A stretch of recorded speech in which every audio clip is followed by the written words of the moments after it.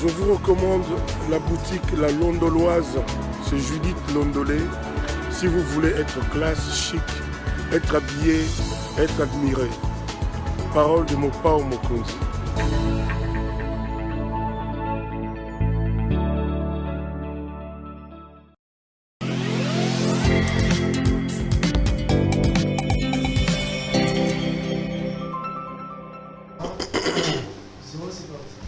Madame, Messieurs, bonjour et bienvenue à ce nouveau numéro de l'émission Contre nous soit dit, ce magazine d'analyse d'actualité politique, sociale, économique et même juridique qu'on a lancé ici à CPL Télévision. Des questions importantes sont mises sur la table et un invité nous accompagne sur le plateau pour tenter de régler de tout ça. Vous le savez, l'actualité dans le pays reste dominée par la libération de Vital Kamerhe. L'homme est dehors. Est-ce une preuve que le président Tshisekedi n'est pas dans l'action, le patron de la lutte contre la corruption? On en parle. On revient sur cette affaire de Congo Aldop. Kabila peint comme un grand voleur, un bon détourneur. L'homme est-il vraiment ce qu'on est en train de le dire, sans oublier la présence de l'armée ougandaise? Un invité avec moi sur ces plateaux, c'est pas la première fois, c'est un habitué de nos plateaux, c'est M. Papi Tamba. M. Tamba, bonjour. Bonjour mon frère Perolois. Ça fait toujours un grand plaisir de vous avoir. Comment ça va? Le plaisir est toujours partagé. Papi Tamba, vous êtes du PPRD. Le PPRD, dans le cadre du Bloc patriotique, a organisé pratiquement deux marches dans la ville de Kinshasa. On ne vous a pas vu. Qu'est-ce qui se passe? Vous êtes plutôt un politicien des plateaux, un gueulard sur le plateau, et non pas quelqu'un qui est capable de se mouiller, de mouiller les maillots sur le terrain. Vous le savez très bien que je n'étais pas à la capitale. Vous, M. Perrault, vous le savez. Puisqu'on s'est parlé au téléphone. Ça peut aussi être une manière de fuir, hein? Non, je n'étais pas là. Certains, quand ils n'aiment pas trop les marches, ils s'organisent soit pour dire que j'étais malade, je suis allé en soins, il faut aller dire ça. En il faut dire ça à une autre personne, pas à Papi Tamba. Donc votre absence est due non pas à des raisons personnelles, mais c'est du fait que vous n'étiez pas à Kinshasa. Parce que ça me laissait poser une question, surtout quand on a vu sur les réseaux sociaux quelqu'un que vous connaissez, Badjigato, crier sur les gens du PPRD, Boya, marche, on s'est dit, l'opposition c'est difficile, hein, c'est pas facile. Hein. Non, en fait, il ne faut pas voir les choses de cette manière. Et ça, c'est comment on a Katiambo Cannabiso où les gens sont en train d'apprendre ce qu'on appelle la culture démocratique. Pour des gens comme nous qui avons vécu pendant plusieurs années à l'étranger, passer du pouvoir à l'opposition et l'opposition au pouvoir, et c'est un exercice normal. On a vu faire. Moi, je suis arrivé en France, le président François Mitterrand était président. Il était la gauche, et plus tard, c'était le président Mitterrand, de la droite. Le président Chirac. Le président Chirac, plutôt, excusez-moi. Après, c'est le président Sarkozy, droite, et Ezonina François Hollande, gauche. Et lorsque Mambo qui n'est pas à Macron, j'étais déjà au pays, et c'est le centre. Aux États-Unis d'Amérique, on ne peut même pas reparler en Msika parce qu'il y a un républicain qui a succédé à un démocrate, et aujourd'hui c'est un autre démocrate qui succède à un républicain. Et c'est l'exercice, nous, c'est normal. Sauf que comme nous sommes en train de vivre ça pour la première fois dans notre pays, les gens trouvent que les locaux là, parce que pour certains, ils pensent qu'ils allaient objet à moquerie, pour d'autres, vous savez, des gens qui sont au pouvoir aujourd'hui, ils vont passer du pouvoir à l'opposition, ou ils vont faire un grand retour à l'opposition dans quelques mois. Dans quelques mois, en janvier 2024, ils vont redevenir des opposants. Ça ne sera pas un objet de moquerie. Ils peuvent aussi empiler quand même. Hein? Il a encore droit à un autre mandat. Le problème n'est pas le problème du droit. Le problème, c'est qui va leur donner ces mandats. C'est ça le problème. Vous n'êtes pas un représentant du peuple. Hein? Vous ne parlez pas de notre peuple. Monsieur Perrault, lorsque vous avez fait l'opposition, les gens doivent comprendre quelque chose. Quand on a fait l'opposition, pendant plusieurs années, c'est qu'on a vendu un discours. Pendant aussi plusieurs années. Les gens sont souvent plus exigeants envers ceux-là qui leur ont vendu les discours lorsqu'ils arrivent au pouvoir par rapport à d'autres cas. Or, c'est pourquoi vous remarquez en Afrique, la plupart, il y a des opposants, tant comme le pouvoir, ils sont devenus des dictateurs. On va dictateur et l'on voit toujours en manière à mabé parce que l'on sur organiser l'élection ou vraiment l'élection ils la triquer. Pour ça, pourquoi? Parce que tout ce qu'ils ont vendu, il n'y a même pas un début de réalisation. A contrario, vous avez affaire avec des gens qui sont dans l'opposition mais qui ont été au pouvoir. Ces gens-là savent quels sont les rênes du pouvoir, comment faire pour gérer un pouvoir, sauf que le peuple, à un certain moment, ils partent dans l'opposition. Mais ils ne partent pas dans l'opposition comme des gens qui n'ont pas de matière. Ils ne partent pas avec des valises vides dans l'opposition. Donc il faut qu'on ait la distinction entre ces deux tableaux. C'est-à-dire, on a été longtemps à l'opposition, on a vendu des chimères. C'est difficile, à moins de devenir dictateur, comme on commence à le constater. Ceux qui m'ont camoué ça limité pour remplir. Parce que les gens vont chercher que tout ce que vous avez vendu comme discours pendant 37 ans, appliquez-les. Et lorsqu'on a été au pouvoir, ça veut dire qu'on est rodé. On ne part pas dans l'opposition comme des gens qui ne connaissent pas c'est quoi les méandres du pouvoir. Voilà. Papi Tamba, vous êtes du PPRD, vous êtes du FCC. J'allais poser la question de savoir comment se porte le FCC, parce qu'aujourd'hui on a l'impression que ça devient un bien sans maître. Et puis d'emblée on réagir un peu, parce que je viens de lire un communiqué sur les réseaux sociaux de la dynamique des révolutionnaires et des réformateurs du FCC, mené notamment par M. Constant Moutamba, qui a rencontré le bureau de l'Assemblée nationale Mbosso et qui va déposer demain au nom du FCC la liste, il y a un candidat à FCC national. Bonne chance à eux. Nous avons commis les mêmes erreurs. Aujourd'hui, nous sommes tout simplement bateaux comprenants et les gens qui ne peuvent plus commettre les mêmes erreurs. À un certain moment, vous savez, il y avait une dynamique qu'on appelait les rassemblements. Vous savez ce qui s'est passé. Mais malheureusement, ça ne nous a pas permis, malgré ce qui s'est passé, ça ne nous a pas permis de conserver le pouvoir. Lorsque vous avez des gens qui arrivent au pouvoir, mais qui ne tirent pas les leçons du passé, mais qui viennent avec une arrogance de croire qu'ils vont inventer la roue, il faut leur souhaiter la bonne chance. Le Moutamba, ils ont erreur au pouvoir et social. Non, moi je ne parle pas de Moutamba. Je parle de cette dynamique. Derrière Moutamba. Non, je parle derrière Moutamba et derrière cette dynamique. Parce que nous ne sommes pas naïfs. Nous savons que ce sont des choses qui sont télécommandées. Ils n'ont qu'à faire ce qu'ils ont envie de faire. Je leur dirai bonne chance. Parce que vous le savez très bien, M. Perrault. Je suis sur votre plateau. Personne de sérieux, je dis bien personne de sérieux, ne peut considérer Constant Moutamba comme étant un symbole du FCC mieux que Papi Tamba. Personne de sérieux. Lorsqu'ils viennent en il a été membre du bureau politique, hein, vous n'avez jamais personne il participait à la conférence de président, vous n'avez jamais participé à la conférence de président. J'ai dit ceci. Donc en termes de galon, FCC, soyez modeste, Papi Tamba. J'ai dit ceci. J'ai dit ceci. Personne de sérieux, je répéter la phrase d'Angaï, ne peut considérer, je parle que de moi, je ne parle pas de toute la dynamique, ne peut considérer Constant Moutamba comme état plus légitime que Papi Tamba pour parler du FCC. Personne de sérieux. C'est pourquoi je dis, je regarde la liste à Banonios Bazan à Katiwana, on sait bien voir quelle race de politiciens, Bazali. On sait bien les voir. C'est pourquoi je leur dis bonne chance, on doit passer outre. Ils n'ont qu'à déposer les listes, ils vont occuper ces postes-là. Bonne chance. Malheureusement pour les commanditaires à Bilo Koana, ils ne sont pas en train de... Il y a qu'à aider d'abord pays ainsi que l'air. Vous savez, aujourd'hui, quand je regarde l'Union Bon Appétit, même les personnes qui vont réceptionner cette liste, je revois les mêmes personnes qui, par le passé, ont aussi induit le président Kabila en erreur. Malheureusement pour nous, ces gens ont une autorité dans Bissau. Et ils reviennent avec les mêmes procédés. Moi, ça m'arrange. Je leur dirai bonne chance. Quand je suis les discours de ces gens-là, je me rends compte qu'il n'aurait pas fallu que nous puissions les avoir comme dirigeants. Le FCC aujourd'hui est dans un renouveau. Nous avons notre leader, c'est qui nous nous retrouvons. Nous sommes en train de tracer notre bon nombre de chemins. Mais je peux vous le dire que l'avenir n'est pas mauvais. Au FCC. Bien sûr.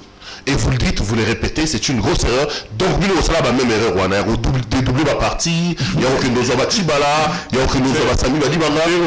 C'est sur votre plateau que je l'ai dit. Je ne me cache pas. Si on était votre caméra, si votre caméra ne prend pas. Non, je ne pas ça la erreur, on a noté pardon. Non, ils n'ont qu'à poursuivre, moi ça m'arrange.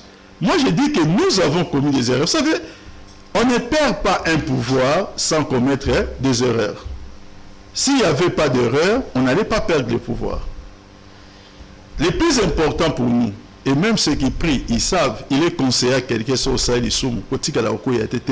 réponds-toi, continuer le chemin. Bien sûr. Et nous sommes dans cette dynamique. La plus grande erreur que Kabila a commise comme président de la République, Papi Tamba, Yaranim, pour l'aïo.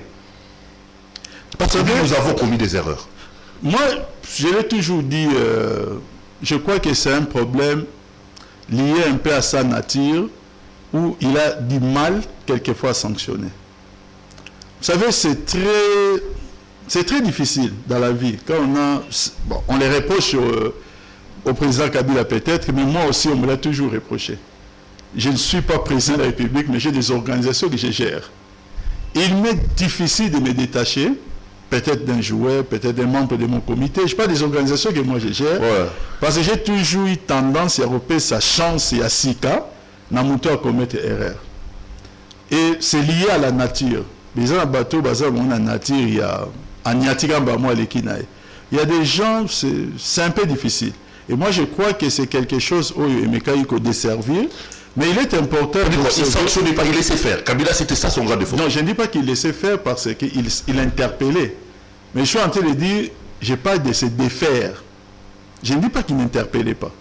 Mais je dis ceci de se défaire. Mais aujourd'hui, la chance que nous avons, c'est que tous ces caciques, comme on les appelait, pour la plupart, ceux qui n'étaient pas dans la bonne direction, telle que la direction que nous voudrons prendre aujourd'hui, ils ont traversé, ils sont dans l'autre camp de l'Union Bonne Appétit. Les vrais caciques sont toujours là, les Minakou sont là, les Bochab sont là, les Minakou sont là. C'était eux les vrais caciques. Non, mais ceux-là qui sont restés, sont toujours là. Ceux-là qui sont restés. C'est eux qui étaient au centre. Je suis en train de dire, ceux-là qui sont Kabila laissé faire, non. Ceux-là qui sont restés, ce sont des gens qui ont même des bons bilans à défendre. Moi, je parle de ceux-là qui, aujourd'hui, on peut les démontrer et on peut les dire, qui sont tout simplement à la recherche du beefsteak. Ils font la politique du ventre. Parce que lorsqu'on est un politicien sérieux, vraiment un politicien sérieux, M. Perrault, on assume le pouvoir et on assume l'opposition.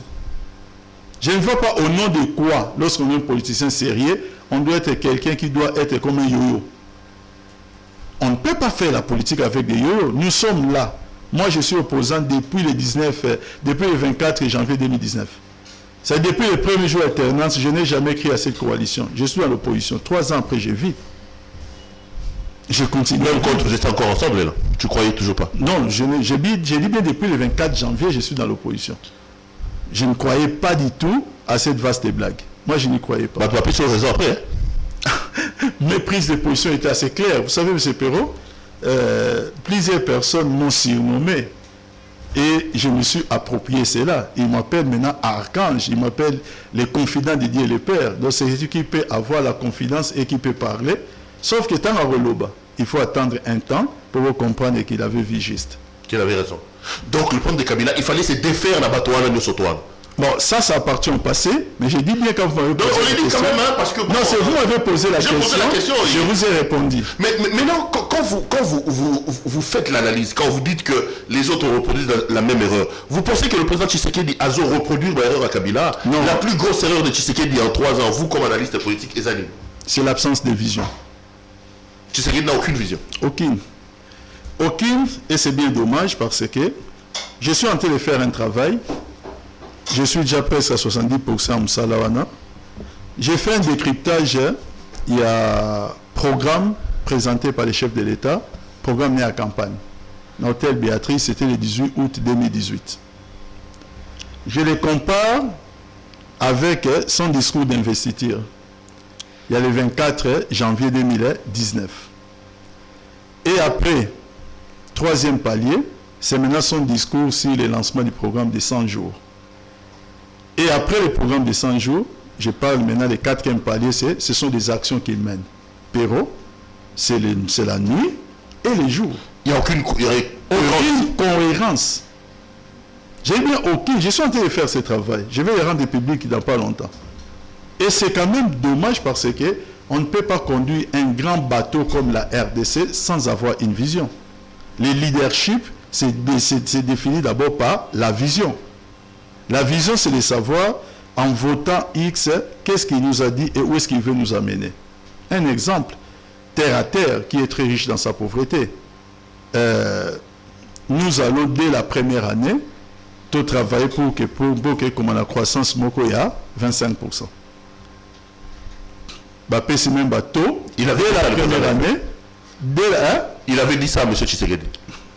Voilà, vérifié la Béatrice, et il a même dit Nenga pour relever les revenus minimums du Congolais, qui étaient de 475, je crois 470 quelques dollars par année, à plus de 1000 quelques dès la première année d'exercice.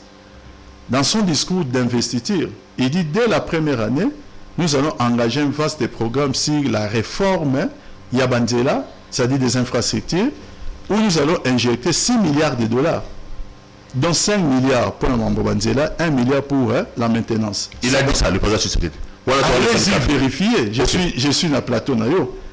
Et lorsqu'il vient à discours à 100 jours, maintenant, c'est maintenant autre chose encore. Vous avez vu les Américains engagés. Donc, il ne faut pas avoir peur de dire que ces éléments réunis montrent qu'il n'y a pas une vision claire, nette et précise. Il y a conduite à ni à pays. Je ne suis pas étonné maintenant avec les tâtonnements qu'on observe, même de la part Yaba, observateur Naï. Il y a plusieurs choses. Ce sont des documents, j'ai la chance de les trouver sur Internet, tous les documents sont écrits. Je suis en train de faire ce travail. Il y a un autre travail que je suis en train de faire aussi, mais ça je pense que je l'ai rendu public pour le mois de janvier. J'ai découvert des choses, j'ai préféré que la personne passe bien les fêtes à la fin de l'année. C'est le travail sur le ministre Mende. La mère. J'ai documenté ses propos. Je ne peux pas remonter très loin dans l'histoire, tenus contre l'actuel chef de l'État. J'essaie de voir ce qu'il déclare aujourd'hui. C'est encore la nuit et les jours, mais il a besoin de bien passer ses fêtes. Et je les laisse d'abord passer. Je vais rendre ça public au mois de janvier. C'est un travail de monitoring. Et ça est juste une manière d'interpeller la nouvelle classe politique. C'est le langage que tous autres paient ça dans la jeunesse à l'élo. Nous demandons aux jeunes qui empruntent la politique, c'est de faire une politique de conviction. Non pas le roi Otobalinga là que Mbissa Landara Sigama Ezosani. Ce n'est pas correct. Ce n'est vraiment pas correct. Je vais donner un exemple de moi, Papi Tamba. Aujourd'hui, vous me voyez dans l'Union Bon Appétit. Je vais commencer à encenser les présidents de la République, même pour des choses auxquelles je ne crois pas. Comment les gens vont me prendre? C'est ça la politique qui est dynamique. Je n'ai jamais cru à la politique de l'IDPS. Je ne l'ai jamais épousé et je ne l'ai jamais soutenu. Subitement, l'IDPS au pouvoir, je suis visité par le Saint-Esprit pour trouver des vertus dans leur politique. Où est la cohérence? Ceux qui battent alors il n'y a qu'à faire autre chose. C'est celui qui travaille dans Vodacom. N'a pas besoin d'un changement de DG. Il a son contrat à Vodacom, qu'on change de DG ou pas, il continue à bénéficier de son salaire. Mais si vous voulez faire la politique, préparez-vous, que les cabinets politiques ne sont pas éternels. Il n'y a pas un contrat dans un cabinet politique où on va dire que c'est un contrat à durée indéterminée. Ça n'existe pas. Il n'y a pas de CDI. Vous êtes au pouvoir, vous dirigez, et vous quittez le pouvoir, vous allez convaincre les peuples pour retourner dans le pouvoir. Vous allez les convaincre en étant où? Dans l'opposition. Ça prendra le temps que ça peut prendre. C'est ça la politique. Il n'y a pas moyen de les comprendre autrement. Et les jeunes qui s'engagent dans la politique devraient comprendre les choses de cette manière. L'FCC a commis beaucoup d'erreurs. Ça, il ne faut même pas... Il y a je ne parle pas que des points positifs, parce que des points positifs, il y en a eu. Mais moi, je dis que si on perd le pouvoir, c'est beaucoup plus par rapport à erreur. On est dans une dynamique de renouvellement, il y a mentalité à la classe politique pour corriger ces erreurs. Les moments venus, on vendra notre discours et pas la population. Je suis seulement content d'une chose. Je parle que de notre leader. Depuis qu'il a cédé le pouvoir, c'est quelqu'un qui est au pays, mais qui circule librement au pays, qui vient de défendre le Master Naye, mais partout où il passe, je n'ai pas encore vu un seul endroit où il n'est pas applaudi. Et pour moi, je me dis que c'est un bon indicateur. La suite. La suite, Papi Tamba, c'est la politique. Maintenant, entrons-y. Tolali Tolamuki Marubi a à faire 100 jours et Mbongue Bungi, Bakagi Vital Kamere, on dit que c'est l'état des droits, la lutte contre la corruption, on ne fera plus jamais les choses comme Kabila qui laissait passer. Moins de 2 ans plus tard, Tolali Tolamuki Ono, Détolo Vital Kamere a eu liberté provisoire. Analyste politique congolais, on moni Magambo ou Magambo libération Vital Kamere. La première chose, il y a des choses à corriger. Ça fait très mal quand la science n'est plus bien respectée dans notre pays. Au moment où les gens se permettent certains mots, où ils ont la sensité. Vital Kamerhe ne peut pas bénéficier d'une liberté provisoire. C'est une liberté conditionnelle. La liberté provisoire est accordée aux gens qui sont provisoirement détenus. C'est-à-dire, c'est quelqu'un où il a un jugement et sa limité, mais il est en ce qu'on appelle détention provisoire. Et c'est à cette personne qu'on accorde une liberté provisoire lorsque le juge, l'enquêteur, pense que par raison de détention et ça sous justifié, il est libéré provisoirement en attente de son jugement. Parce que le principe est simple en droit pénal. La liberté, c'est la règle. La détention, c'est l'exception. Donc, il faut d'abord corriger cela. Vital Kamerhe... On dit que quand il va en appel, on remet les comptes à zéro. Vital Kamerhe... La condamnation, c'est-à-dire que l'homme... La condamnation de Vital Kamerhe à ce stade est définitive. Il était condamné en première instance et il est condamné en deuxième instance. À 13 ans, et la condamnation est définitive. Il n'y a plus une autre juridiction au-delà de la cour d'appel qui peut juger Vital Kamerhe sur les fonds. Ça n'existe plus. Maintenant, Vital Kamerhe va à la cour de cassation. La cour de cassation est juge à fond et à ferté pour savoir tu sur 10 ans, tu sur 9 ans. Non. La cour de cassation va réexaminer selon la requête déposée si, la procédure a été respectée.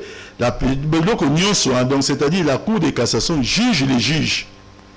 Ils ont jugé le juge Oyo, décision, mais pas la personne sur les fonds. Vous avez reçu quelqu'un ici sur les plateaux.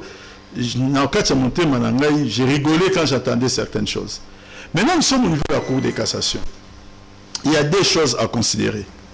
La première chose, c'est qu'il est rare, vraiment très rare, que la cour de cassation se prononce en matière de détention. En matière de détention, c'est très rare. Mais la Cour de cassation s'est prononcée pour dire que, bon, en attendant d'examiner la suite, Vital Kamerhe est libéré. On a un droit de penser. On a un droit de penser que les juges de la Cour de cassation ont trouvé dans les dossiers qu'il n'y a aucune raison liée à sa condamnation. On a un droit de les penser. Parce que c'est Batiki, dans la liberté conditionnelle. Les gens ne doivent pas mentir ici pour parler de la liberté provisoire comme si il y a une possibilité de se prononcer pour un retour de Vital Kamerhe en prison. Il ne sera plus jugé. Sauf si même si la Cour de cassation aujourd'hui confirmait sa peine. Ça sera très difficile pour la Cour de cassation, à moins d'être vraiment à la sérieuse pour dire qu'il va retourner en prison. Parce que d'abord, la décision à libérer au Bazuana, c'est vraiment très exceptionnel. J'en connais pas trop. Maintenant, nous les appelons sur Vital Kamerhe. Le deuxième tableau que je vais maintenant voir, c'est lequel? Pour moi, j'assume devant votre plateau ce que j'ai dit. Vital Kamerhe ne méritait même pas un seul jour de prison. C'était un innocent. Pour moi, il ne méritait pas un seul jour de prison pour deux raisons. La première raison, elle est pertinente parce qu'elle est liée au dossier. La deuxième raison, c'est un problème de conscience ou un problème de moralité. La première raison, a-t-on pu démontrer les détournements dans le procès? J'ai suivi le procès Kamerhe de A à Z. Lorsque, en droit pénal, on dit que vous avez détourné, on doit être en mesure de répondre à certaines questions. Vous avez détourné quoi? Si c'est une somme d'argent, vous avez détourné combien? Et cette somme-là est sortie de quelle manière? Et cela a été affecté où? Il y a un certain nombre de questions. Le procès Kamerhe n'a pas pu démontrer cela. Le maître Kalouba disait que le détournement est une infraction intellectuelle. Ça, c'est une invention. C'est une infraction intellectuelle. Non, j'ai dit ceci, c'est maintenant une invention. Vous savez, lorsque nous parlons d'une infraction, comme il avait dit que c'est une infraction intellectuelle. Non, il y a un autre mot qu'il avait utilisé. Je ne suis pas expert en code pénal ou en droit pénal congolais pour naïe code pénal nyonso. Je n'ai pas eu la chance de vivre ma caméra nyonso na RDC. Mais une petite vérification, je n'ai jamais trouvé dans le code pénal congolais l'infraction aux Ezali que non, Moutouaza, auteur intellectuel. En tout cas, personnellement, des gens peut-être viendront vous le montrer ou me le montrer et vous changer avis nangaï. Nous comprenons ce que voudrait dire auteur intellectuel lorsque nous sommes en train de parler des faits sociaux. Mais lorsque maintenant nous devons juger dans un prétoire, tout se démontre. Devant une juridiction en matière pénale, on est rigoureux. Il faut arriver à démontrer, ce n'est pas par une simple phrase de dire que quelqu'un a allé au terre intellectuel, que cela suffirait. C'est base de quoi vous fondez cet argument? Donc logiquement, l'homme ne devait pas aller. Pour moi, Vital Kamerhe ne devait pas faire un seul jour de prison. Je l'assume, c'est mon point de vue. La deuxième chose, pourquoi il ne devait même pas faire la prison? Dans l'hypothèse où réellement Vital Kamerhe a détourné un détournement qu'on n'a pas démontré, je ne suis pas persuadé que Vital Kamerhe était seul. Il est dans l'hypothèse, hein, bon comprendre pour qu'ils arrêtent, on va trouver quand il y a confusion. Dans l'hypothèse où il a détourné. Au cas où il a détourné. Je ne pense pas qu'il était seul. Non, mais il n'a pas été condamné seul. Il a été condamné avec Jamal, il a été condamné avec... Vous êtes en train de... Moi, je suis en train de parler des responsables. Je ne suis pas en train de parler des gens qui ont réussi, soit Jamal qui reçoit les fonds, soit celui qui nous ont bon des douaniers. Donc il y avait un autre maître penseur. Je dis, je ne suis pas persuadé, moi personnellement. Donc sur le plan moral, je considère que c'est une injustice lorsque des enfants, 3 enfants, 4 enfants commettent les mêmes faits, mais que je ne pénisse qu'un seul enfant. L'autre enfant, c'est qui? Quel autre enfant? Bon, Péro, vous êtes dans votre cadre journalistique, mais vous ne me sortirez pas de ma bouche des choses que vous avez besoin d'entendre. Je pose la question. Bon, la suite. L'autre enfant, c'est quoi? C'est président Tshisekedi. La suite. Non, c'est vous qui avez la parole. Moi, je voulais tout simplement savoir. Voilà. Bon, maintenant, je continue. Vous disiez que c'était moral, oui. Je continue plutôt. Maintenant, sur le plan moral, il y a une autre chose qui taraude mon intelligence où je me pose des questions. Lorsqu'on a parlé des procès 100 jours, il y avait plusieurs tableaux. Il y avait certes les tableaux des maisons préfabriquées, où on a taxé Kamerhe, mais il y avait aussi les volets des sauts des moutons. Je cherche encore les quelques rares condamnés dans ces dossiers en prison. Je les cherche encore. Je me demande... Il y avait Makabouza, de l'OVD, il y avait, non, de Sokok, il y avait Benjamin Wenga de l'OVD, il y avait Tillmans de Robank. Pourquoi alors ont-ils bénéficié d'une grâce présidentielle et Vital Kamerhe est resté un an et demi en prison? Et c'est après 7 mois. Donc ça, c'est sur le plan moral. Nous devons à un certain moment être honnêtes dans notre agir. Je ne suis pas de l'INC, vous le savez. Je suis du pays.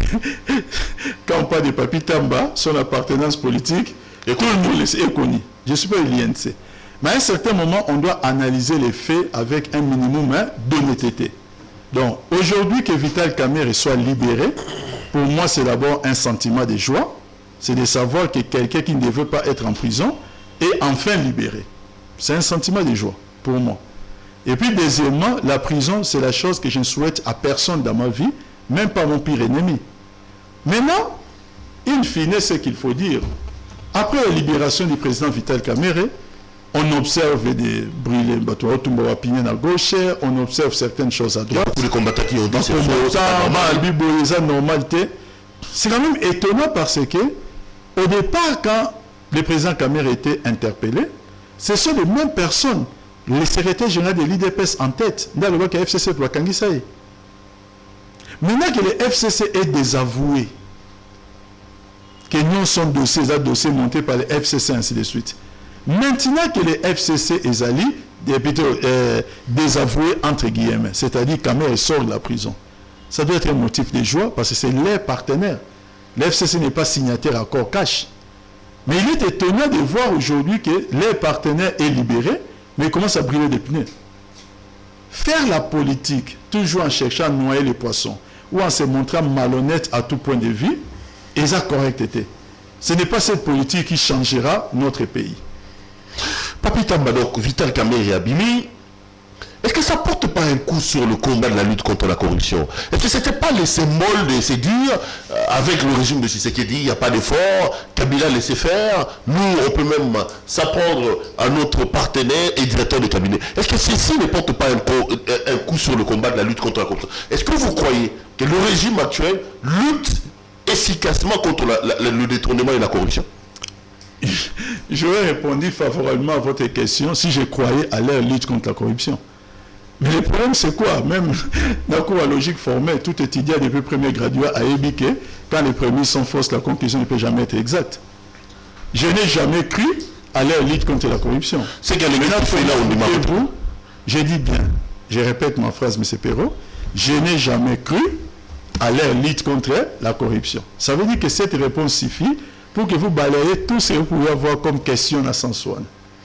Donc, ça n'est pas croire là. Je n'ai jamais cru. Pour vous, ils ne combattent pas assez. Pour vous, c'est des tralala. Dans le fond, ce ne sont pas des bâtons contre la corruption. Nazo le baké, je n'ai jamais cru. Les mots ont encore leur sens.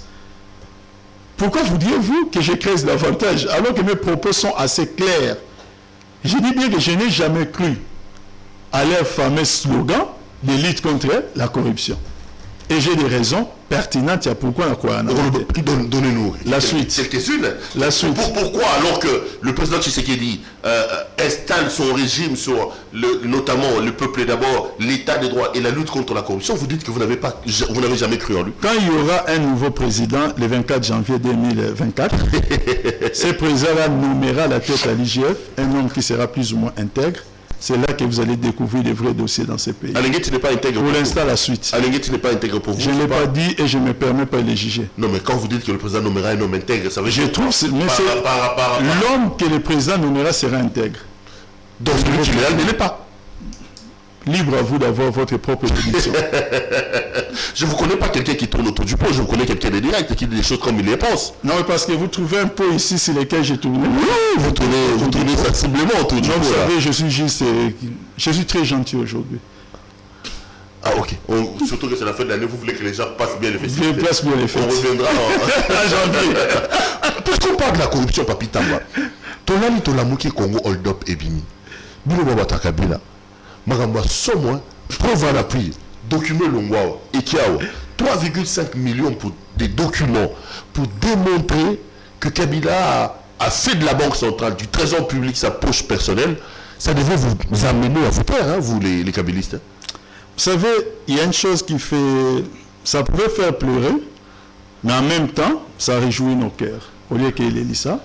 Parce que finalement, ce n'est que le temps qui essaie de faire son affaire pour envoyer Bablo comme sous. Mais vous êtes journaliste, hein, vous pouvez mieux comprendre ce que je vais dire par rapport à il y a Batoulbélé.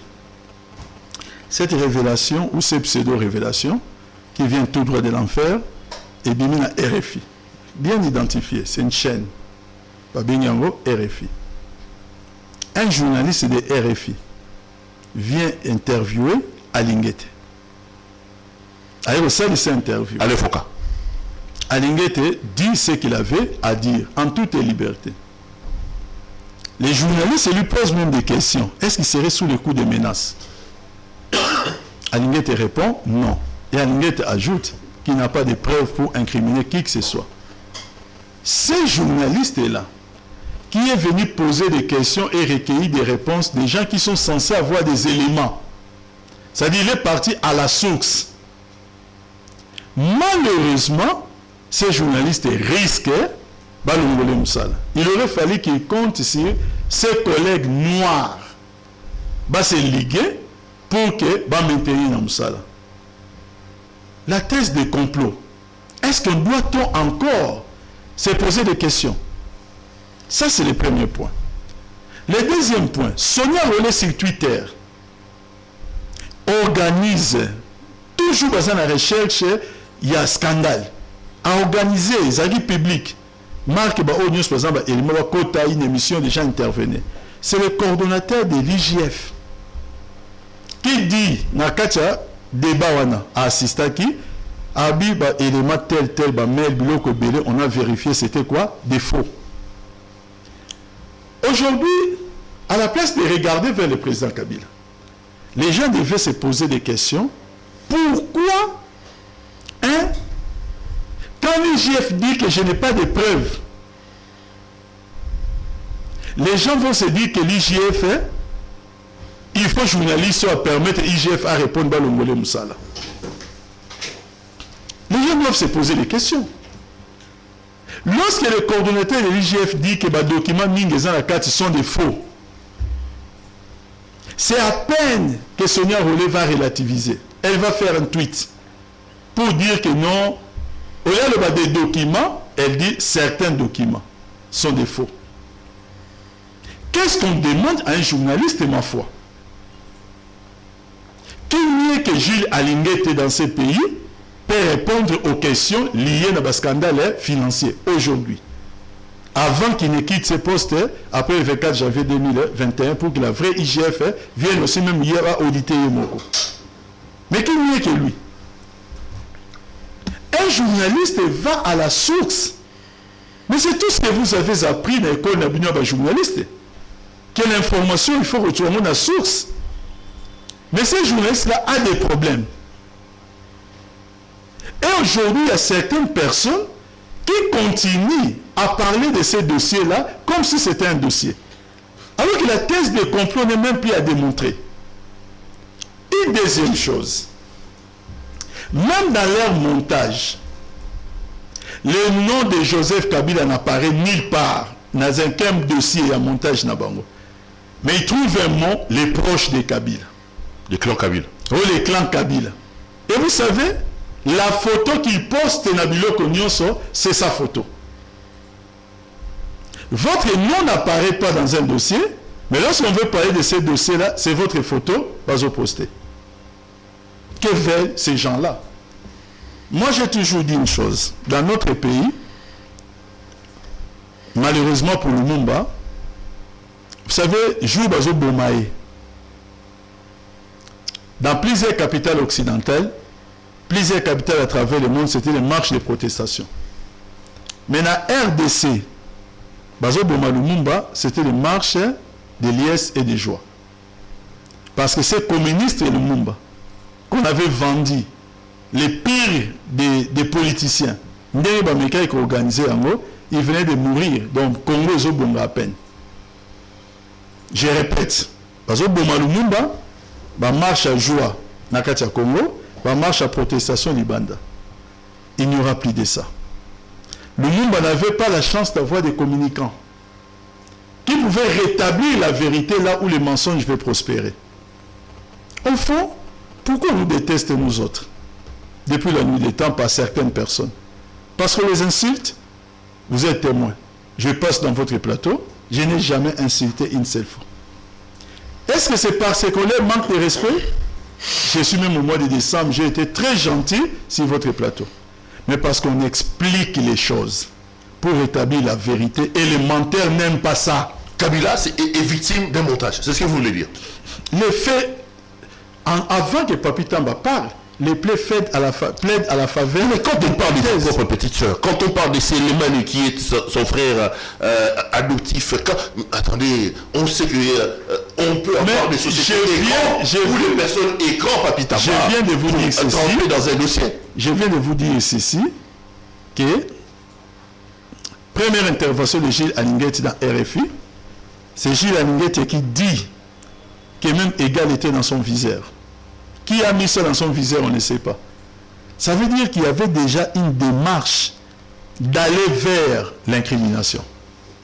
Lorsqu'on est un bon enquêteur, quand on commence les enquêtes, on ne commence pas avec les réponses. On cherche les réponses dans une enquête. Mais là, quand vous mettez déjà quelqu'un dans votre viseur, c'est que vous avez déjà des réponses. Ça veut dire que la démarche est qu'il n'a sens ni dans le sens où nous confirmer la réponse Nazanango. Mais plus ils avancent, plus ils ne trouvent pas des éléments, ou ils ne trouvent pas d'éléments qui permettre d'appuyer thèse Nabango. Alors ils sont obligés d'abdiquer. Et quand ils abdiquent, ça devient un autre problème. Bango ne va comme soit bazo menacé bango, bango ne comme makamsu soit le babobo tout ça non. Arrêtons de parler d'un dossier qui est un non-sens. Mais ils en voudront à Kabila, pourquoi? Il n'est plus président de la République. Quelqu'un qui vient en botte à caoutchouc, qui devient aujourd'hui milliardaire avec des grandes maisons, Kingakati, où il y a des belles routes du pays, c'est chez lui. Il a construit des immeubles à gauche et à droite. Il vit paisiblement sa vie avec ses motos. On va lui en vouloir parce qu'il a fait quoi, M. Tamba? Bon, avant de répondre sur les tableaux que vous venez de peindre, la première chose que je vais d'abord, je vais revenir sur ça. Mais je vais seulement citer le président Kabila. Nous étions en 2016, début 2016. Je pense l'avoir même rappelé aujourd'hui dans une de mes publications sur Internet. À cette époque, le président Eduardo était président en Angola pendant 39 ans. Ça faisait 39 ans qu'il était président. Le président Sassou venait de changer sa constitution pour lui permettre un autre septennat. À cette époque, le président Kagame venait de réviser sa constitution qui lui permet de rester président au Rwanda jusqu'en 2034. À cette époque, il y avait des tractations pour le président Museveni de briguer un 5e mandat par la révision de la disposition qui parle de l'âge dans la Constitution. À cette époque, Nkurunziza était en train de faire un 3e mandat. Le mandat de Joseph Kabila courait encore, nous sommes début 2016. Nous avons vu un panel, vraiment un panel de représentants de ceci, représentants de cela, qui venaient dans ces pays, mais ils étaient représentants ou des États-Unis d'Amérique ou des soins au niveau de la région du Grand Lac. Ils étaient représentants, je dis bien, au niveau de la région du Grand Lac. Pas seulement la RDC. Mais tous ces cas que je viens de citer n'étaient pas leur problème. Leur problème, c'était les présidents qui n'avaient pas encore épuisé son mandat et qui n'avaient jamais dit qu'il va réviser la Constitution. Alors, face à cette situation, une question lui a été posée. Il dit, mais Excellence, pourquoi ne donnez-vous pas ce que les autres donnent pour qu'on vous laisse aussi en paix, comme on laisse les autres comment en paix? Pour le président Sassou, c'était même le président François Hollande depuis l'Élysée. Les communiqués de l'Élysée étaient encore visibles, qu'il avait défendu. Pendant qu'on parlait du président Kabila, il nous a répondu que si vous connaissez, si vous savez ce qu'eux donnent, que moi si je vais donner, dites-le moi. Comme ça, je vais aussi les donner. Mais moi, je crois qu'ils ne veulent rien. Je peux leur donner ma vie. Ça ne leur suffira pas. Ce qu'ils veulent, c'est le Congo. Et il n'est pas possible de leur donner le Congo.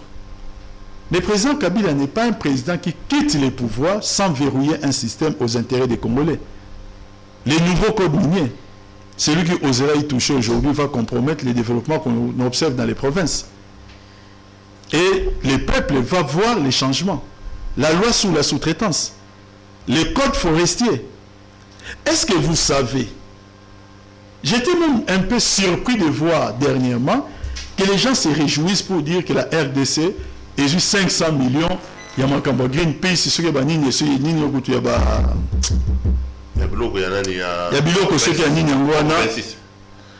et c'est Péro.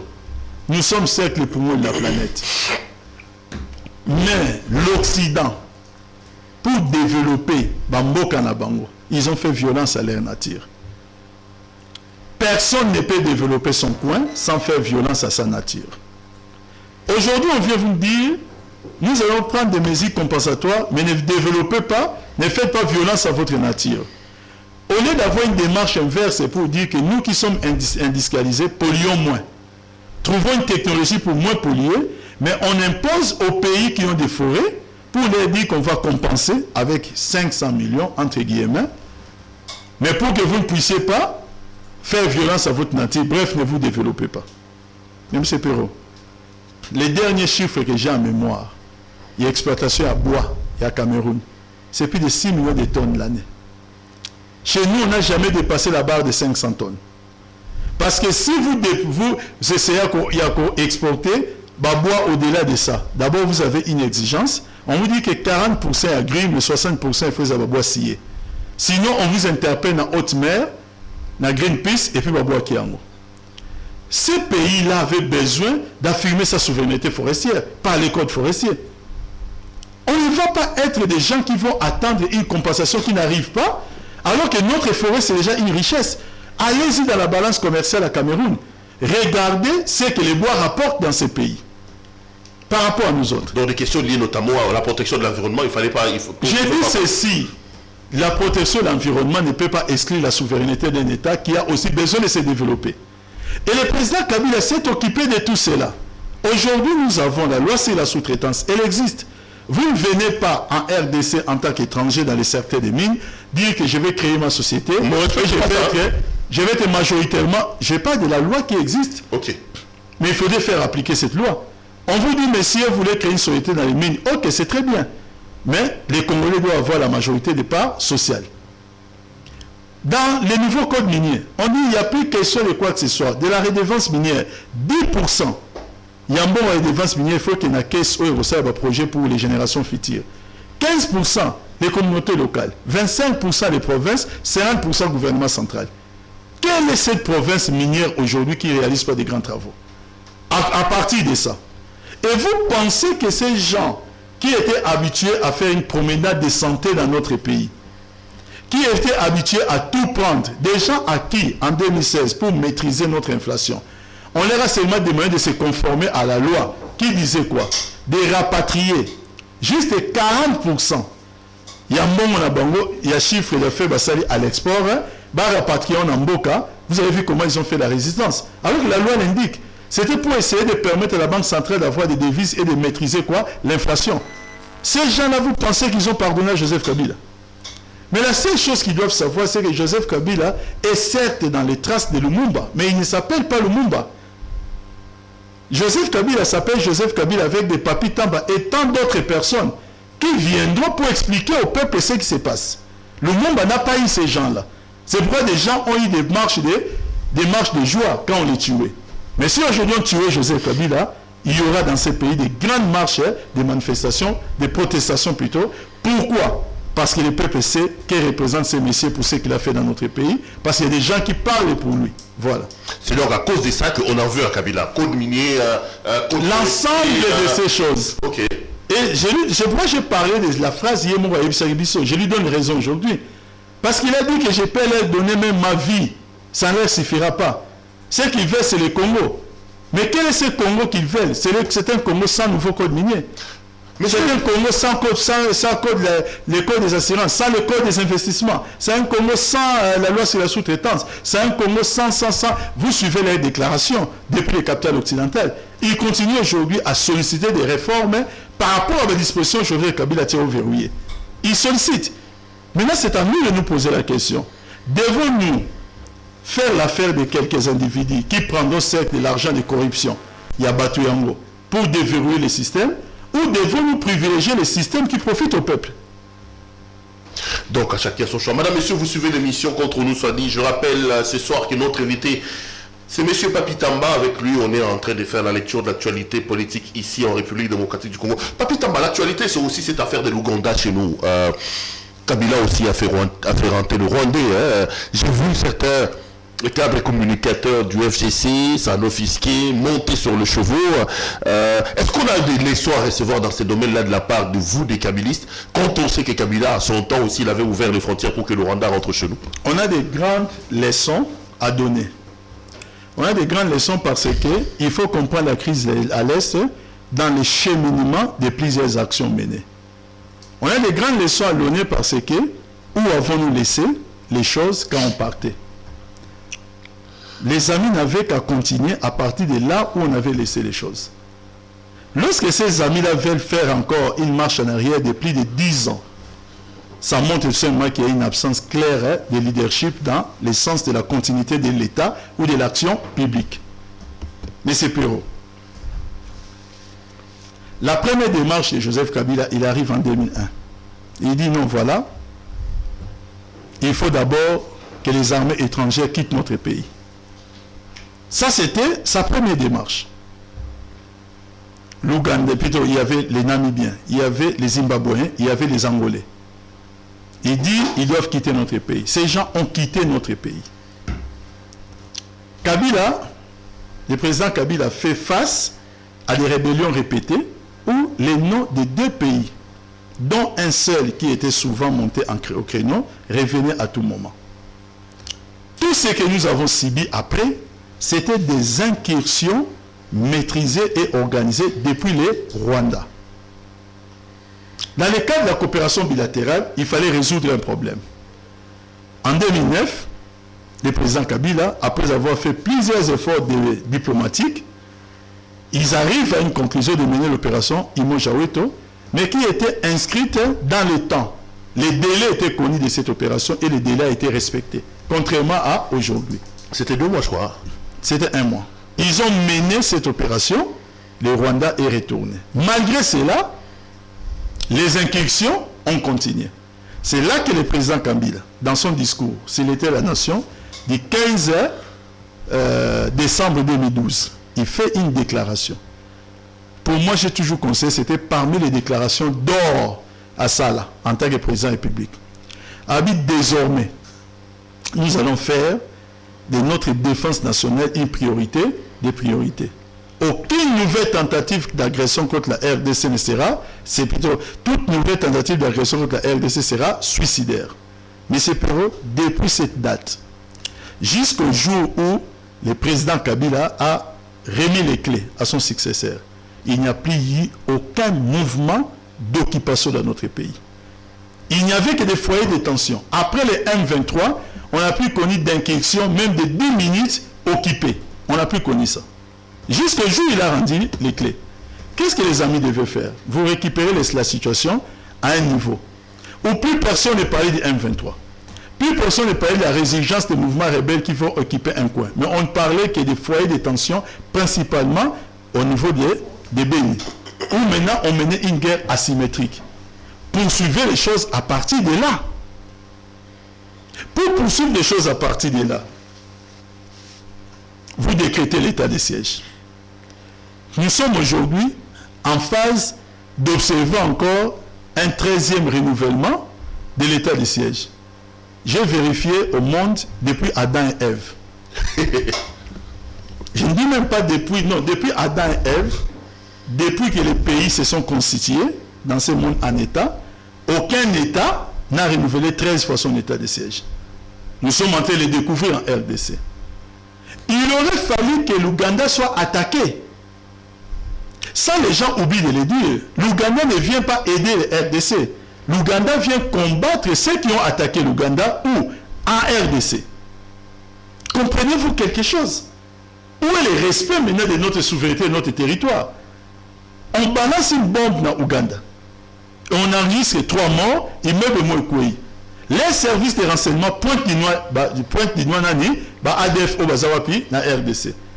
L'Ouganda dit, et malheureusement, il y a un principe que le droit international aujourd'hui permet.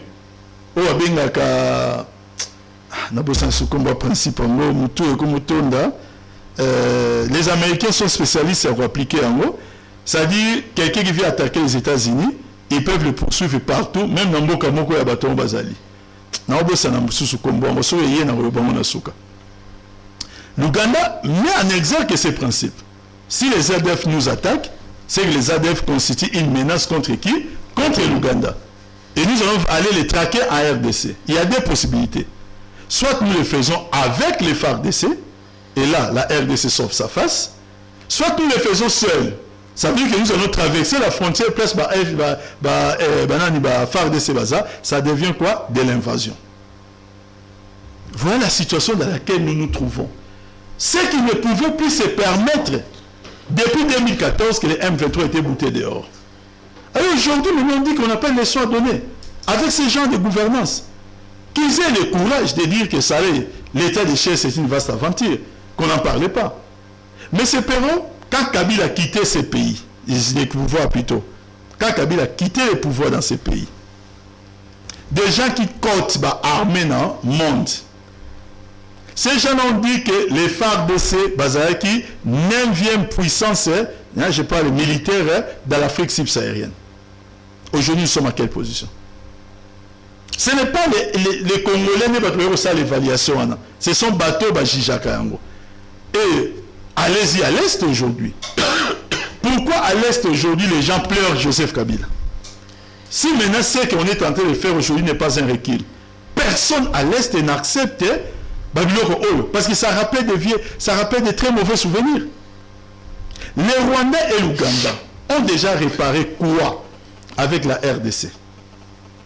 Ne serait-ce que par une phrase gentille, comme je suis gentil au mois de décembre. Ne serait-ce pas une phrase gentille pour soulager notre douleur. Nous sommes en train de montrer notre incapacité à sécuriser nos frontières, notre incapacité à combattre l'ennemi sur notre territoire. Et quand je suis la communication de l'armée ougandaise, je crois que même si c'est en anglais, il y a des gens qui font des traductions en français. Ça devient une insulte à tous les Congolais. Il faut voir l'arrogance que cette armée prend dans leur communication. Mais malgré ça, pour une opération qui n'est pas déterminée dans les temps, on continue à enregistrer des massacres à l'Est. Mais quand ils sont venus, ils disent d'abord, ça c'est le président Abou Museveni, il considère que l'État qui ne sait pas défendre, c'est un sida. Comme un triomphalisme, dans toutes les opérations, c'est eux. Et nous, je me demande que font nos FARDC quand ils écoutent ce genre de discours.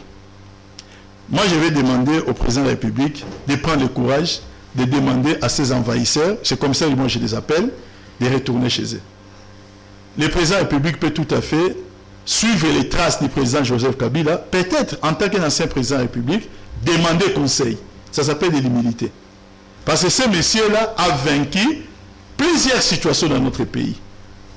Ailleurs, nous avons même vu le président Trump, qui n'est pas du même bord politique que le président Obama, aller demander conseil à Obama. C'est le pays qui va gagner. C'est le pays qui va gagner. Ce n'est pas que les Biloko ont le côté politique, non. L'orgueil précède la chute et l'humilité précède la gloire. La gloire. Allez, l'archange. Le fils béni de Dieu. J'ai une promotion maintenant. Je suis maintenant le confident de Dieu. Le confident de Dieu. De Dieu le Père. L'archange. L'archange, le confident de Dieu le Père. Allez, Papi Tamba, merci d'être venu nous voir. Ça fait 1 heure qu'on fait cette émission. Merci. Hein. La main sur le cœur pour la patience et surtout la promptitude avec laquelle vous avez répondu. On se sent vraiment honoré quand on a des frères, des amis qu'on peut appeler, qui viennent rapidement et qui patientent. Je tenais à les dire publiquement et à vous dire merci. Merci de vos péros. Allez, à la fin, j'ai une demande. Hein? J'aimerais que vous m'invitiez un jour. Cette question, je la pose à plusieurs personnes. Mais on va faire une émission dans le sens opposé. Moi, journaliste, en tant qu'invité, et vous, journaliste, vous répondez à mes questions. Ok. Mais dire qu'est-ce que Joseph Kabila a trouvé. Ok. Et c'est vrai qu'il mieux, qui est devenu pire quand il a laissé les pouvoirs. Qu'est-ce qu'il a détruit qui était mieux avant? Et ça sera à moi de vous poser des questions. D'accord. Merci beaucoup. On va s'organiser. Allez, madame, messieurs, l'émission est terminée. Merci à vous de nous avoir suivis. Je rappelle ce soir que notre invité, c'était monsieur Papi Tamba, cadre du FCC et du PPRD. Retrouvons-nous demain pour un autre numéro de cette émission. Allez, bonsoir chez vous.